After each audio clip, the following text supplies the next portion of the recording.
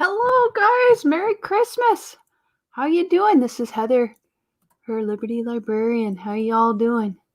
There we go. They got new little, if you look, it's like a bubble. They changed some stuff on StreamYard.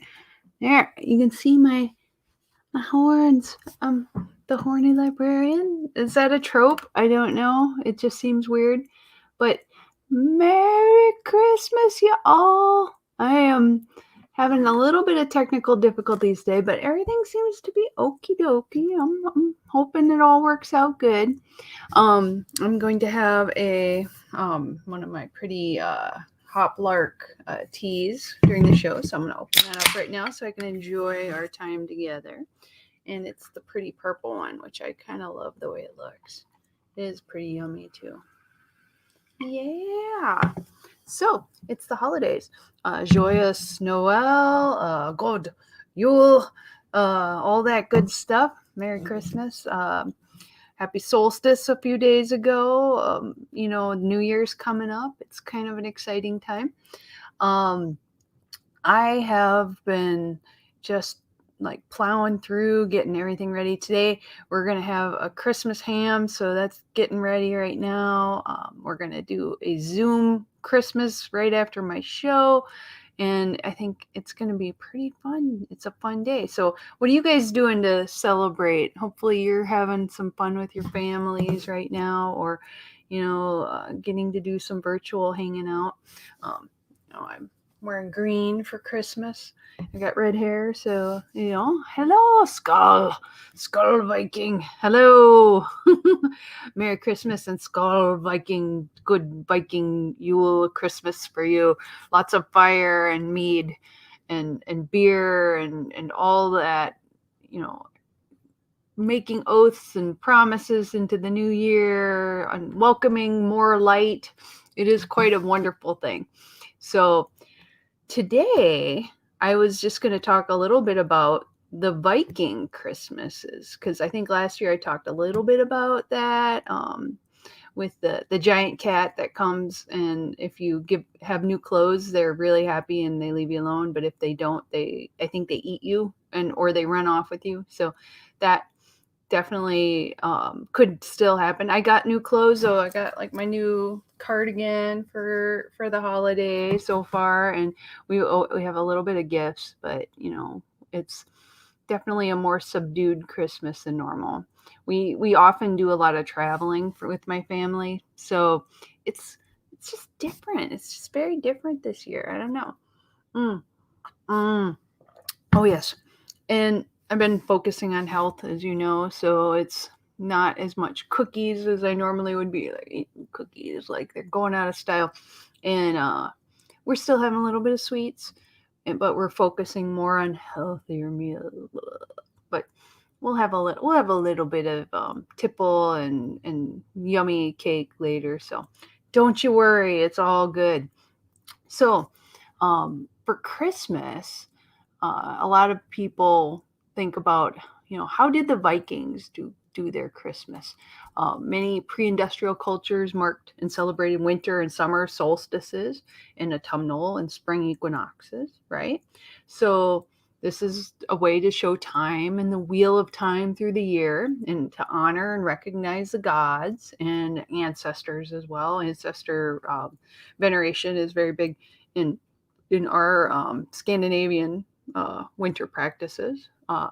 Winter solstice was very important in pre-Christian cultures throughout Europe, especially in Scandinavia, like Norway, where my family's from, or Sweden, where winter days or the days are short, the nights are very long. So you get a lot of time inside where you're like, what should we do? Let's party, let's eat. It makes a lot of sense. And think about the coming year and planning and what you want to do. So winter solstice festivals were marked by different rituals, and many of them are still around today. A lot of times when you hear people say, Yule, like, what does that mean? A lot of people don't know. They see JOL for Yule or JUL for because the Nordic spellings are a little bit different, and then it got translated into German, and then German got translated into English. So you'll see it different in a lot of ways. But Yule is the word that also means Christmas for in the English translation. So you look at the word evolution and where it comes from, and they think it comes from the word jolly. So it's also festive because JOL is like jolly, JOL, Jewel, Yule, and then French jolie means festive. So I mean, you see like the kind of words transforming over time, but one of the things that's a little controversial that I always like to talk about is um, how did the influence of Christianity in like the Viking pagan cultures kind of transform holidays over time. So it's kind of neat. It's kind of wacky. Um, you know, we talked, I think, last week or the week before about how Christians celebrate the birth of Christ tomorrow, December 25th.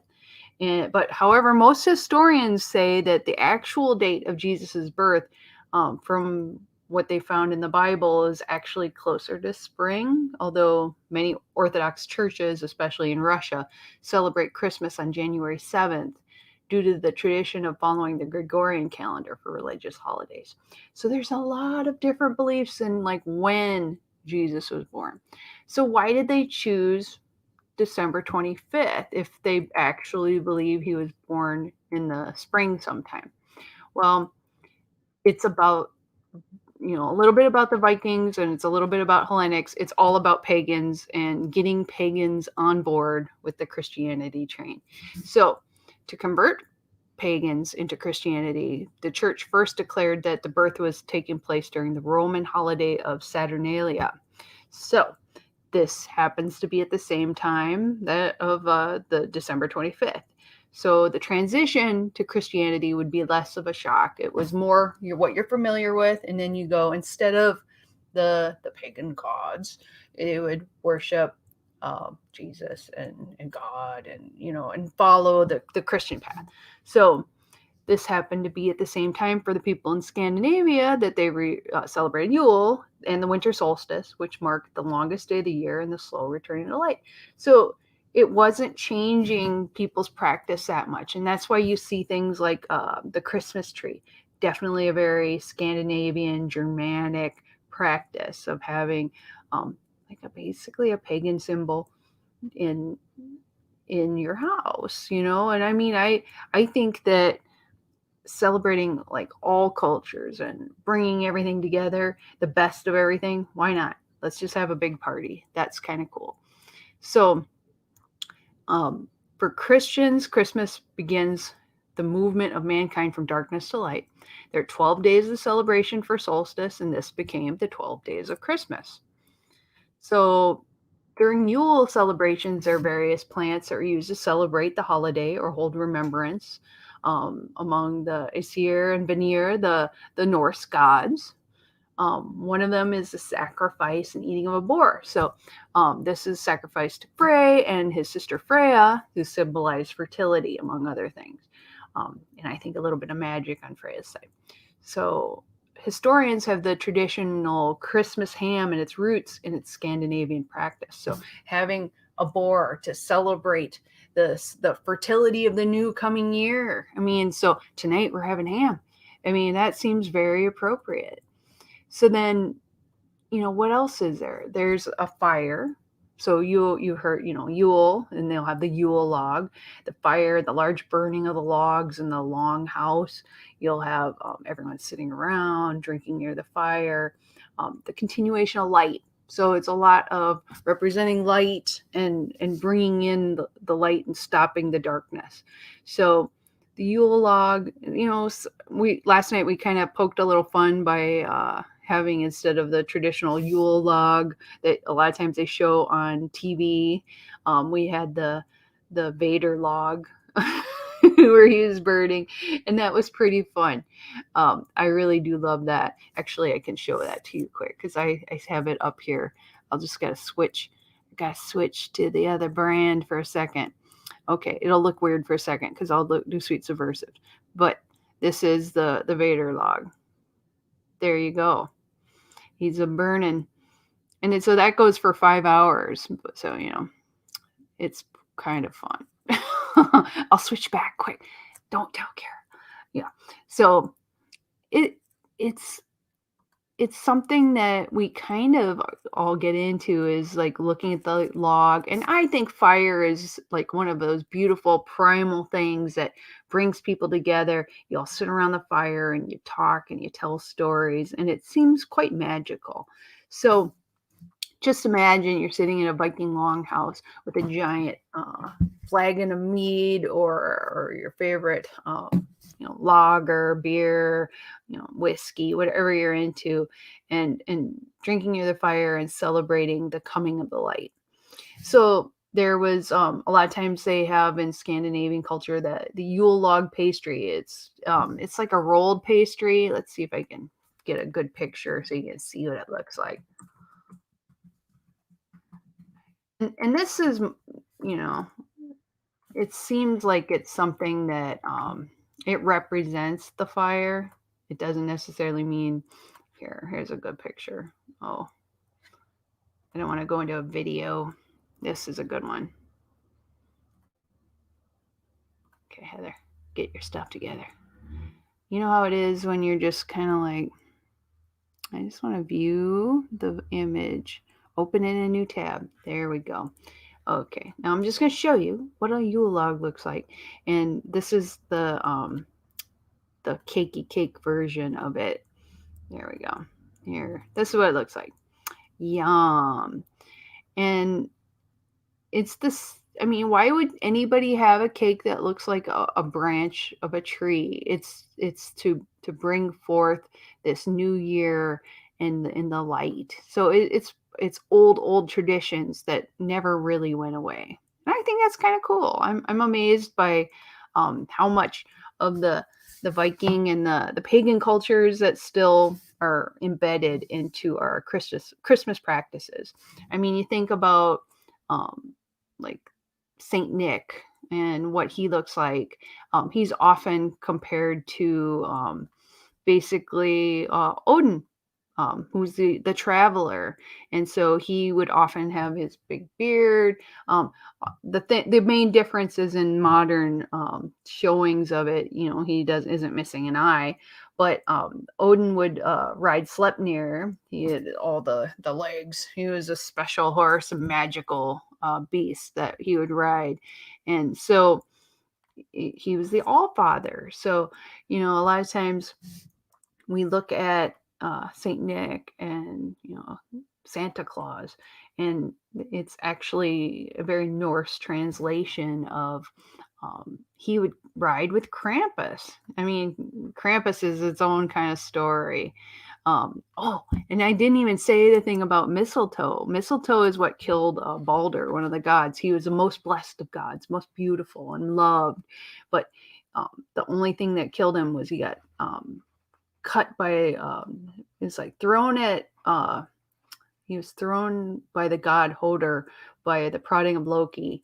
So mistletoe was what the branch was, and it was the only thing that could kill him, and it hit him, and I think it was Achilles tendon. I don't know why that stands out to me. So he died, and her tears stained the berries of the mistletoe white, so her tears would provide the kiss of life. So kiss under the mistletoe, it's another Norse story and a tradition. So people don't think about why do we do this? Why are we kissing under this? Because the kiss of life, we want to bring Balder back. How odd, right? So recent years, it's easy to see Vikings that the Christ resurrection was much like that of Balder. So they like to mirror things so you can get people interested in another faith. So if it's very similar, you're like, oh, it's not that different. And they're nice people, and I'm going to go over to Christianity. Or, you could go the other way too. But if it's very similar, it's easy for people to assimilate to a new culture or a new religion. So very interesting. So a lot of times you have like Old Man Winter, and it was Odin or Santa Claus, and Krampus. That's another crazy pants I'm gonna just show you what he looks like.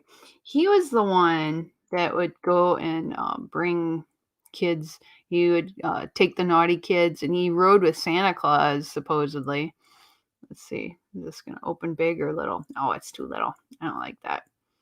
If I click on it, Krampus is scary. I always thought that was like a great story for adults, but not so much for little kids. Um, so with here, I'll just show this picture real quick so you can see he's scary. Okay, I'm just gonna show Krampus quick. Showing him. I'm showing it. Gross von Krampus. There he is. Oh, he's sticking the kids in the basket. And look, he's got shackles by the feet. And the one little girl, she's got apples. So he might not be taking her. She's pretty good. But that little boy, he's naughty. And you know, with his tongue sticking out like that, he's going to eat that kid. Ha ha. I know, how weird, right? But really, Krampus was definitely a folklore, and this goes back more to like the grim fairy tale type of mentality where you scare the shit out of little kids to make them be good instead of like going, oh honey, you're such a good kid, you'll be rewarded for your goodness. No, you were terrified into being good because Krampus was the assistant of Santa Claus, Saint Nicholas. So the first of three good December men. The other two are Santa Claus and Dead Moros. So it's very like there's a lot more to it than I even know. You get the well-behaved children get modest gifts like oranges, dried fruit, walnuts, and chocolate. And the bad ones get a birch rod. You're gonna get whacked. So it was kind of like an odd, like where did it come from story. It was passed on, and there's parades, and people love Krampus. I have friends who are atheists who love Christmas because of Krampus because it's such a bad shit story. I mean, really, you have a monster, a terrifying monster who looks like a demon going and like punishing bad children. So like if that doesn't make you fear or whatever, it I don't know what. But it definitely represents like a pagan side of it because like the birch and there's like some phallic significance, a connection to witch covens and binding and scourging from a mock death, the chains to bind to the devil. So I mean, and yet he's quite beloved. I mean, Krampus is like something that you'll see over and over that people talk about all the time, and it symbolizes like if you aren't good, then Krampus, who's kind of working. I don't know. He kind of works with God in a weird way. I feel like that symbology is interesting. So I would have to look more into it. But there's a feast of Saint Nicholas on the 6th of December in Europe. And on the 5th of December, it's Krampus night, Krampusnacht. And that's when the hairy devil appears on the streets.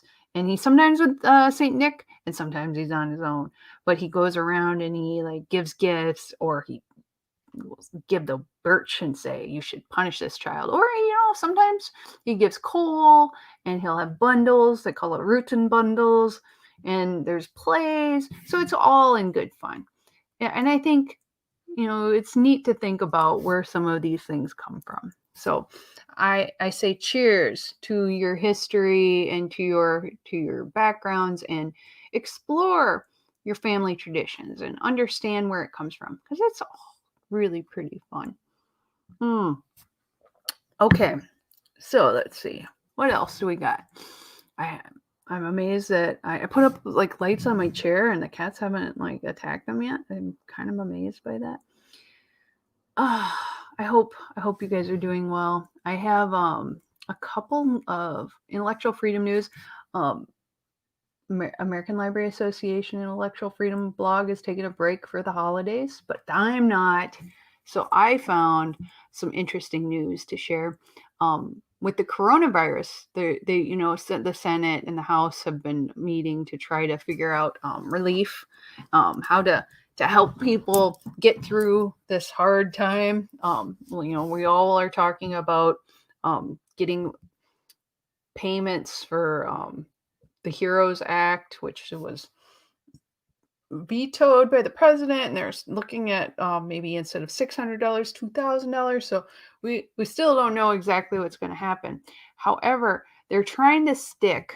Everyone's excited about getting the money, but you got to read between the lines. There's some pork barrel of curiosities or pro-American relief. So you have to see like what are they sneaking into some of these bills to get passed that we should be not so excited about. So the word relief appeared 197 times in the relief bill passed by Congress yesterday. The word horse appears 192 times in the relief bill passed by Congress yesterday. Why horse? Almost as much as relief. Well, let me tell you. The public and the president have taken note, and in the age of division on all sides seem to have found something to hate about the new Heroes Act. The public, besieged with a crushed economy, thinks the new $600 direct payment is an insulting crumb, not enough to pay for most people's rent. Conservatives blame progressive pet projects, while progressives fire back that conservative leader Senator Mitch McConnell did more to stifle American relief than anyone. They're going to blame each other. They're all to blame in their own ways. They say Donald Trump has many populist conservatives call the Heroes Act a poor excuse for a national relief bill, and in fact, a more sneaky budgetary turducken. So they're hiding stuff in it inside an appropriations bill inside a Democratic pork barrel. So pork barrel is like projects that really aren't helping anyone, but help that that government official basically look good. They're making deals and wheeling and dealing under the table. So it happens. So there are so many items unrelated to the pandemic that are snuck into this bill. And if you read it, you will see there are a lot of sort of disturbing things like there are billions in foreign aid with campus sounding directives attached, like there's a 5-year strategy to address the underlying cases of poverty and inequality in El Salvador, Guatemala, and Honduras, and $10 million for gender programs in Pakistan. When we're just asking for people to help in our own government, why do we need to talk about sending $10 million for gender programs in Pakistan? It's not even our own country, right? So there are other goals that came out through as well. A bill that sets up 3 new museums, a Smithsonian American Women's History Museum, which sounds interesting, and I would totally go there, the National Museum on the American Latino, and the Coast Guard Museum, which will be built in Connecticut instead of the nation's capital. I can see why, because it's probably cheaper to build it in Connecticut than in the capital, where it's hard to get land for anything reasonable. But 3 museums seems like less of a hassle than sending $10 million for gender programs in Pakistan, or studies on poverty and inequality in El Salvador, Guatemala, and Honduras, which they don't say how much it is, but there's billions of dollars of foreign aid that has been outlined in this. So it makes you pause, like, okay, so only $600, but we're sending billions to other countries. I think we need to reevaluate what we're doing with this. And this is nothing new. This is status quo. This is normal. There's a call to recognize internationally that the People's Republic of China or any other government in the process of recognizing a successor or reincarnation of the 14th Dalai Lama and any other future Dalai Lamas would represent a clear abuse of the right of religious freedom of Tibetan Buddhists and the Tibetan people. That's a weird thing to stick in there. There's so many simply bizarre non-government kind of things. Like the bill makes racehorse doping illegal. It makes the mailing of e-cigarettes illegal. Pay attention to that, because they're using this also to target pot and vaping. It makes it illegal to stream video material without authorization. So they're trying to sneak in pirating law and making it so there's not really any way to to question it. It establishes national centers of excellence for artificial intelligence, liquefied natural gas safety, and automated systems and human factors in aircraft. What does this have to do with relief packages? It has nothing. They're sneaking it in there so they can get it through. There's a $2.3 trillion omnibus COVID bill, and it reads as a wish list of billions of foreign aids squeezed into this bill. Nepal, Pakistan, Sri Lanka, Georgia, Ukraine, and Latin America all get hundreds of millions of dollars. Why are we putting this into a relief bill? There's no reason for it. So there are hints that like they wanted to veto the bill. Republicans have bad feelings. The Democrats have bad feelings about it. There's tax deductions for entire business meals instead of 50% passed through, along with usual military spending, which was signed off. And Trump didn't pass he vetoed the military budget, which is unheard of. Instead of pardoning Spree and spewing false claims about the election anymore, our president should do the bare. They said, "Oh, this is Michael Bennett." He had said they should do the bare minimum and sign our COVID-19 relief package into law, but he's not. I mean, honestly, I think the biggest part of it is it's not enough, and it's our own money. But what they should be doing is, instead of focusing on foreign relief and these weird pet projects, instead put the money towards saving small businesses, bailing people out, and maybe that would be a better step than trying to sneak in doping horses and making e-cigarettes illegal to mail. Like, what the hell? So that is the news on how they're being sneaky with the Heroes Act, as I like to call it. So copyright trolling, they're looking at that too, and that was one of the parts that I found another article that kind of ties into it. So the ACLU put in a recommendation to Congress to not add copyright trolling bill to the government funding bill. So it has to, this is something that everybody needs. We need to look at having help of some sort. Rory, no, I see you. But many supporters of the bill insist that those who are opposing it are against the idea of helping copyright owners, but nothing is further from the truth. That the ACLU opposes the method that's set up in the bill, which will enable the copyright trolling in a manner likely to stifle free speech. So the wording of it makes it so it's very difficult. This is what they said. As we have said, this is a quote from the ACLU. As we've said before, we do not oppose the CASE Act's central idea of creating small claims process to allow copyright owners to assert infringement and be awarded damages for the harm caused. There's evidence that strongly suggests a need for such a system, as many copyright holders have argued. However, because the CASE Act could affect every person that communicates online, we believe that the changes are needed to ensure adequate safeguards for due process and the protection of the freedom of speech. In particular, the bill should be amended to provide for access to meaningful judicial review, a reduction in the damages available for small claims violations, and additional safeguards to ensure the process is procedurally fair for both parties. In order for these essential changes to be made, we ask that you decline to include this bill in any must-pass government funding bill, and instead allow the CASE Act to be considered through the regular order process where members will have the opportunity to address these concerns. And I agree. It's upsetting that something that can limit free speech might get attached to basically a relief bill. And there's so many things that have just blown my mind lately with it. And so I hope that yes, it's an insulting crumb, right? Middle Eastern peace, right?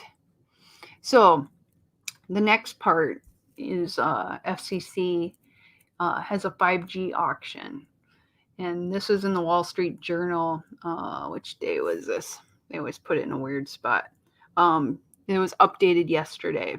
So 5G, people have lots of opinions about it both ways. That it's going to cook us or do mind control or something, But big money. So there is an auction for 5G that shatters the record as bidding top $69 billion.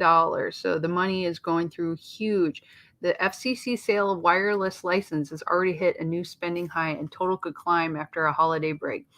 So 5G is going to be growing exponentially after this year because of the money being spent.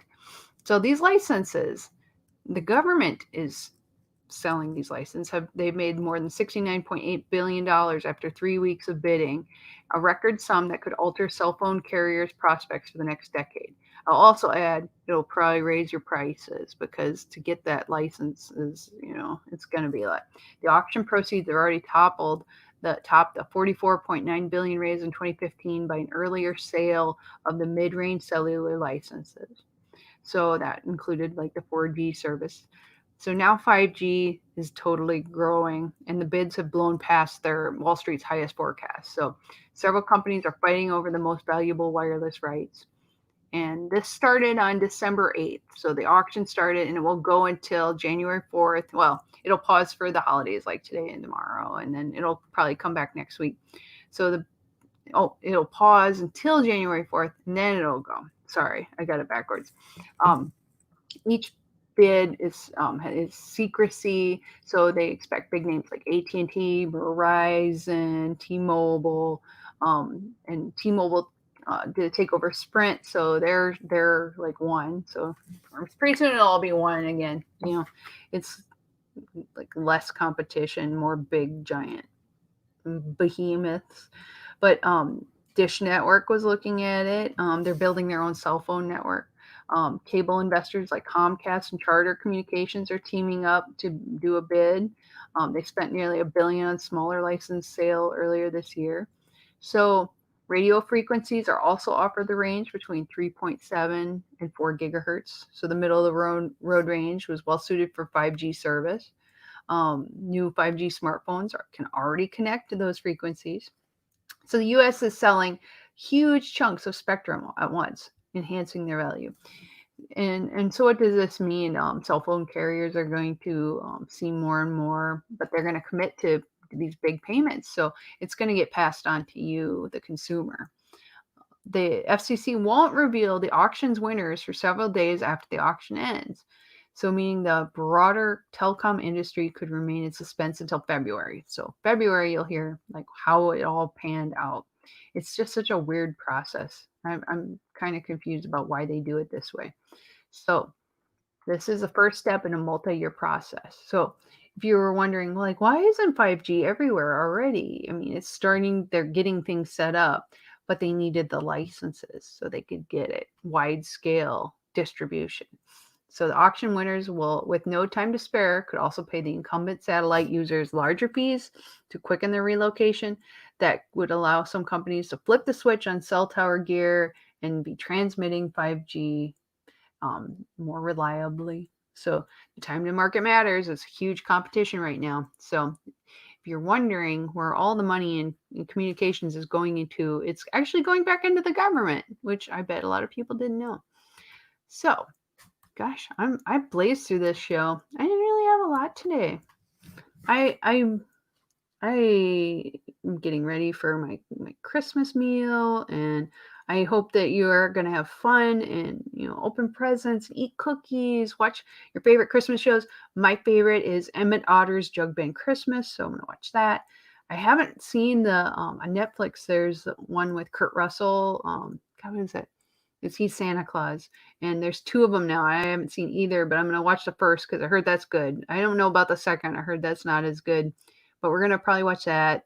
We're gonna watch Krampus. We're gonna watch God, there's something else. Oh, Great British Baking Show has a holiday one series, so we're gonna watch some of that and drool over the food. We're gonna have Zoom Christmases with our families. So it's all pretty fun. It's pretty chill because we don't have to drive everywhere this year, but I do think I'm pretty happy that we're home, we're healthy, we're safe.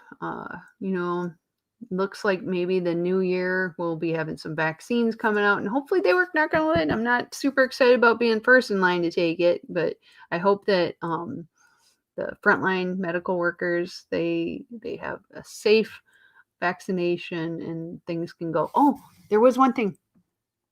Where did I put that? I had one other news thing. I forgot about it. Speaking of vaccine, one of the things I read was someone had asked me, "Are you required to take the coronavirus vaccine?"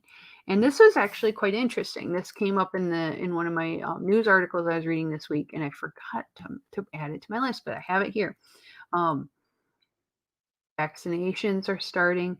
Are they going to require people to have vaccinations? And some people are opposed to it. They feel like they could be putting stuff in it. You would never know, and it's not the first time that something like that has happened. Do you have any rights?